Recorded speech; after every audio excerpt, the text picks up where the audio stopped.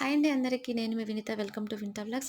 మేమైతే మా గుండగానికి అక్షరాభ్యాసం చేద్దామనేసి శ్రీ జ్ఞాన సరస్వతి అమ్మవారి టెంపుల్‌కైతే వచ్చేసామండి. అవంతిపురంలో ఉంటుంది ఈ టెంపుల్. మిర్యాలగూడ చుట్టుపక్కల వారికి ఐడియా ఉంటుంది. బట్ ఇక్కడికి అక్షరాభ్యాసం చేయించుకోవడానికి మిర్యాలగూడ నుంచే కాకుండా కోదాడ, ఖమ్మం, సూర్యాపేట, నల్గొండ, దేవరకొండ నుంచి కూడా వచ్చి ఇక్కడ అక్షరాభ్యాసాలైతే చేయించుకుంటారంట.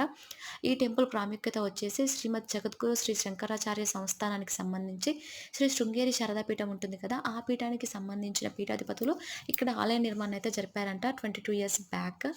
అయితే అమ్మవారికి రోజు కూడా నిత్య హోమం అనేది జరిపిస్తూ ఉంటారంట. అంతేకాకుండా ఇక్కడ అమ్మవారికి మూలా నక్షత్రం రోజున, వసంత పంచమి రోజున, కార్తీక మాసంలో, శ్రావణ మాసంలో విశేషంగా పూజలు అయితే జరుగుతుంటాయని అక్కడ పండితులు అయితే మాకు చెప్పారండి. మేమైతే సండే రోజు పెట్టుకున్నామండి అక్షరాభ్యాసాన్ని. ఫ్రీగా ఉంటుంది కదా అనేసి. బట్ మేము అక్కడికి వెళ్ళాక షాక్ అయిపోయాం. చాలా మెంబర్స్ అయితే వచ్చారండి. టోకెన్స్ వైజ్గా అక్కడ మాకు నెంబర్స్ రాసి ఇస్తున్నారు.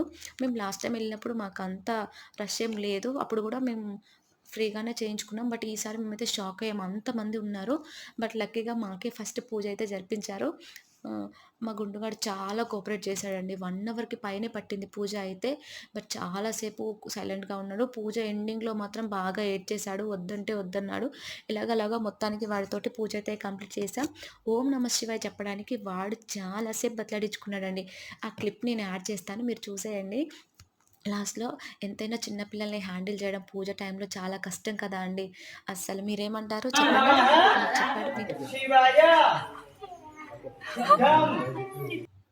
పూజ అయిపోయాక మాకొక ఫంక్షన్ ఉంటే చూసుకొని ఇంటికొచ్చేసాం. మీరు